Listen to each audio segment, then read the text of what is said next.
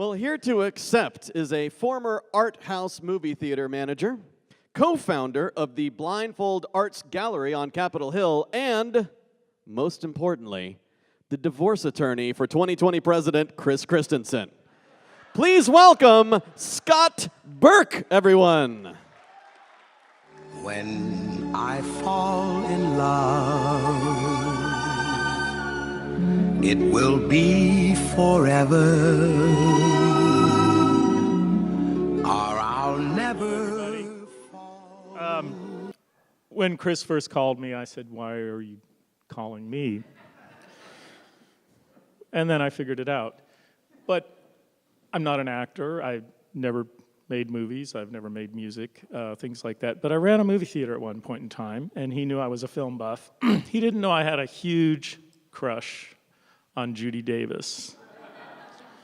But he also didn't know that I had an even bigger crush on Helena Bonham Carter. So I'm okay with Judy Davis. I watched the movie when it was first out. I was a big Woody Allen fan. It was one of the first movies I watched where the camera moved as much as the actors. It was a handheld kind of verite effect.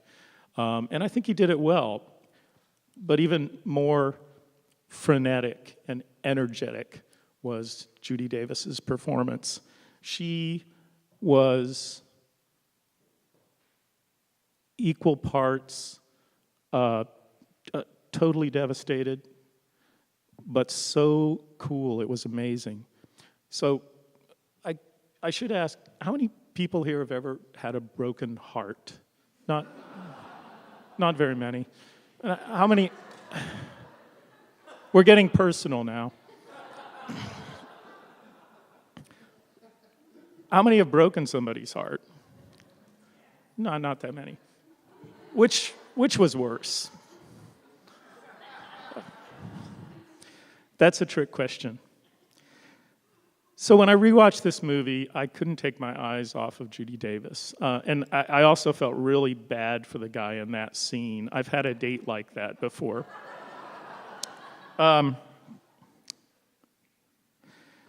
So when we get our heart broken, we can react a couple of different ways. We can let it completely plow us under. We can go hide or something, or we can just puff up, just really amazing, create this wall of a person.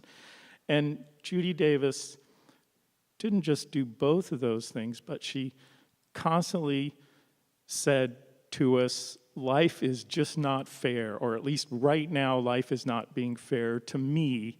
And every scene, I remember there's a scene where she first sees, her character's name is Sally. She first sees her ex-husband or estranged husband, Jack, with his new girlfriend.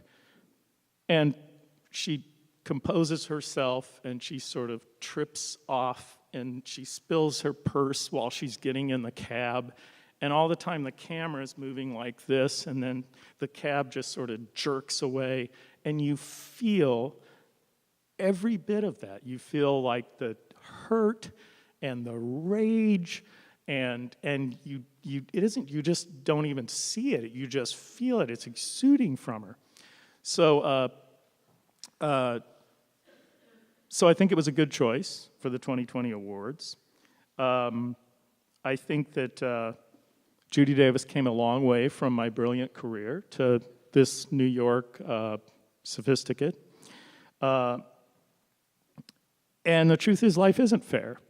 But in this movie, the beautiful thing is, Judy Davis really, really comes to grips with this process of, first, I'm just fine with this. Everything's fine. Don't make a big deal of it. And then almost immediately, she just sinks. Always be closing. And I promise I will. And then she takes us through all of these other emotions. And in the end, she's willing to just say, I think I'd really rather be married. And the movie is so beautiful for that. that she really deserved the award. So when I watched the movie, the only thing I could think of is Judy Davis doesn't fall apart, she explodes. And she deserved the 2020 award, so thank you.